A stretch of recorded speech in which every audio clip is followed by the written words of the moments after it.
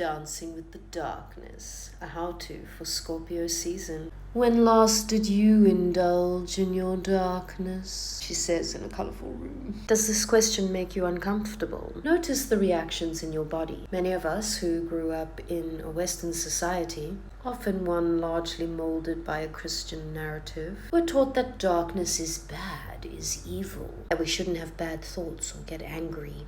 And certainly we shouldn't have darker urges, because that would mean we are inherently bad. And who wants to be inherently bad?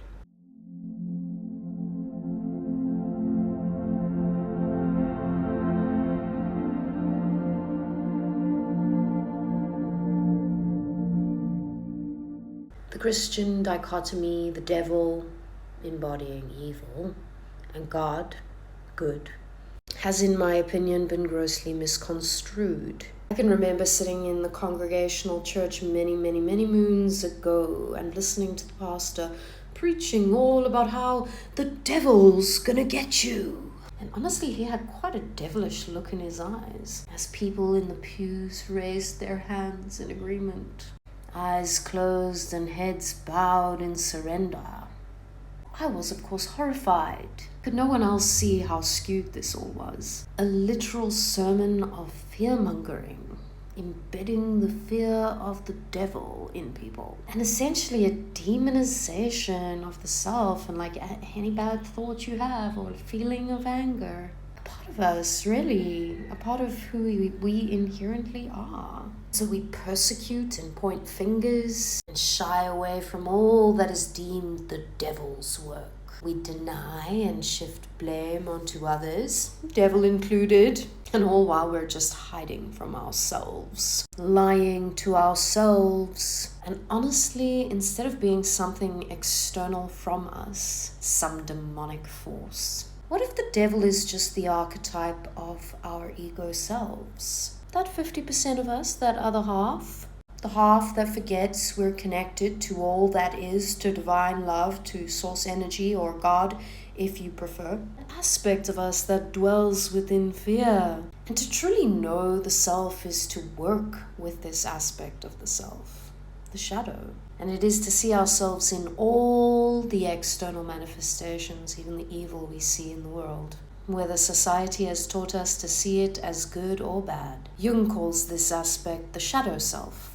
And confronting these shadowy parts of self is an important part of Jungian psychology or psychoanalysis. This is certainly uncomfortable work, and it requires for us to see where we are deluding ourselves, where we harm others and ourselves. And honestly, to deny this part of ourselves is to allow it to fester and to act unconsciously and evilly.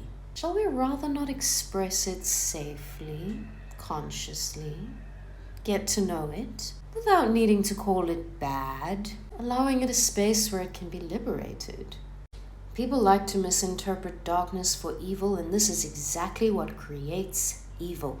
That fear and suppression of our own darkness. And if it hasn't had that empowering outlet, if it hasn't been acknowledged, then it will pour out in fits of rage and violence, quite unconsciously, which people tend to blame on others, saying, "Ooh, you triggered me." By the way, triggers are normal. And of course, when this does happen, the perpetrator quickly convinces themselves that they are indeed the victim. Surely it could not be their fault. And quite often they were victims at some point. And so these cycles continue. They go on and on, victim, perpetrator. And we have all played both roles. But if we give that darkness a space to be voiced, to be seen, to be witnessed, acknowledged, integrated, then it wouldn't need to have this splitting, this festering, this pouring out of rage to what we call evil.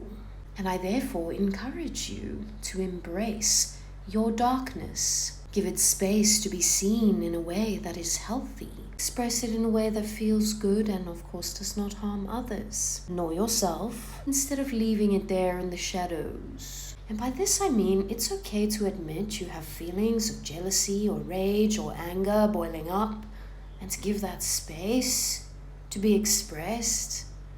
And it doesn't need to make you evil or bad. It's definitely okay to be angry. It's okay to feel rage. It shows you where your boundaries are. It shows you what you need and want. And it points to a part of you that needs healing, or a part of society.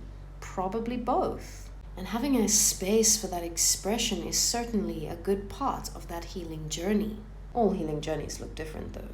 Our shadow selves so often show up in the dreamscape, often producing those kinds of dream images we feel ashamed of, or that terrify us. It's hard to imagine that our psyches can produce such awful images. This is really golden content. And those dreams come through.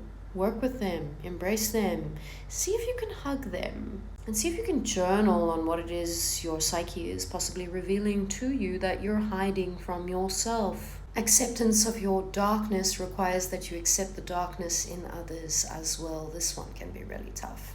We all have it. And honestly, to persecute another is to persecute yourself as well. Cycles of persecution, right? And of course, this is not to say that you should accept abusive energy being targeted at you. And it certainly does not mean that actions shouldn't have consequences. Of course they should.